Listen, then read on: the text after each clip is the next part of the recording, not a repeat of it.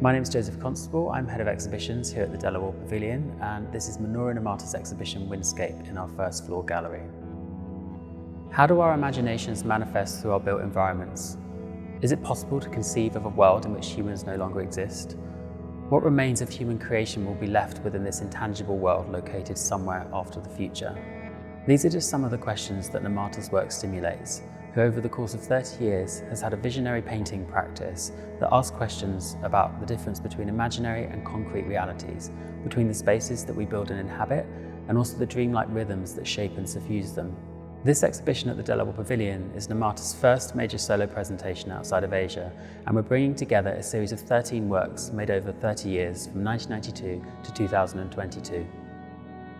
The choice of the title Windscape is also part of Nomata's response to the context of the Warr Pavilion, and he was thinking specifically about our very visually striking yet also very exposed location on the coast.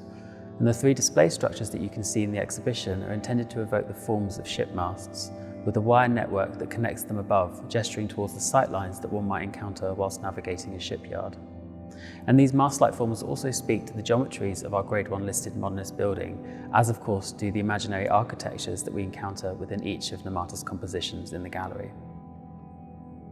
At the core of Nomata's work, and what grounds his practice, is this constant movement between spaces that are imagined, but also spaces that are real. And I think that this is something that really lies at the heart of his work, these speculative architectures. As much as we may look at them and gain this immediate sense of a certain otherworldliness, a sort of science fiction atmosphere, we are also brought back down to earth. These are structures that are both of the world, but they also take us elsewhere. And I think that here lies their enigmatic quality and how Nomata conveys a very powerful vision for our times. Minoru Nomata was born in 1955 in an industrial district of Meguro city in Tokyo, and he grew up during a period of rapid urban and economic development in Japan, so he was really able to witness firsthand this evolving landscape, the construction of factories, huge chimneys, water towers which were springing up around him. He went on to study design at the Tokyo University of the Arts, worked in advertising, becoming an art director, but he continued to paint at night after work as a private practice. In 1984, he decided to devote himself to painting full-time, and just 2 years later had his first solo exhibition in 1986 at the influential Sagacho exhibit space in Tokyo.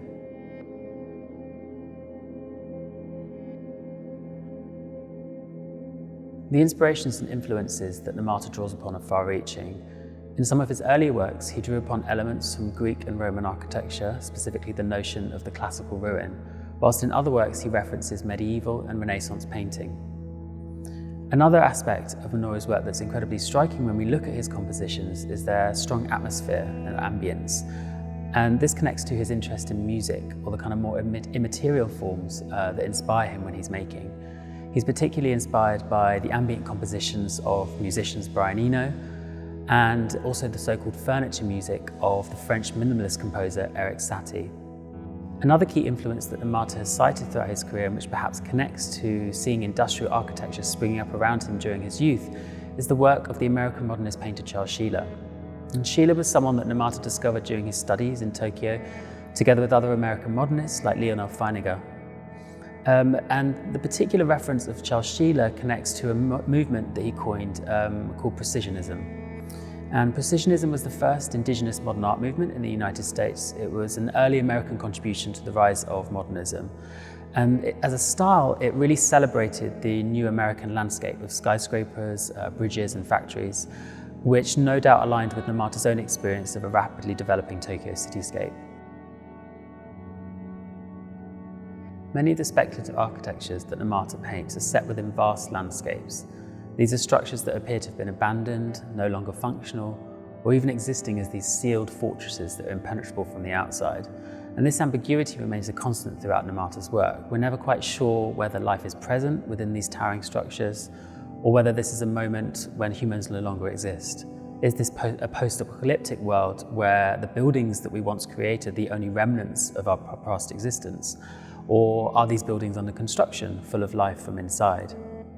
And this ambiguity really plays out in several of the series that we're presenting in the exhibition. In particular, the series Skyglow works, of which we have 2 presented in the exhibition, look specifically at the kind of excess of electric light within urban environments. They feature structures that radiate light outwards into space. We see these towers twinkling with suggested life from inside. And in many ways, these kind of futuristic renditions recall the visual language of science fiction. And Nomata has cited writers such as Philip K. Dick as being very important within his thinking.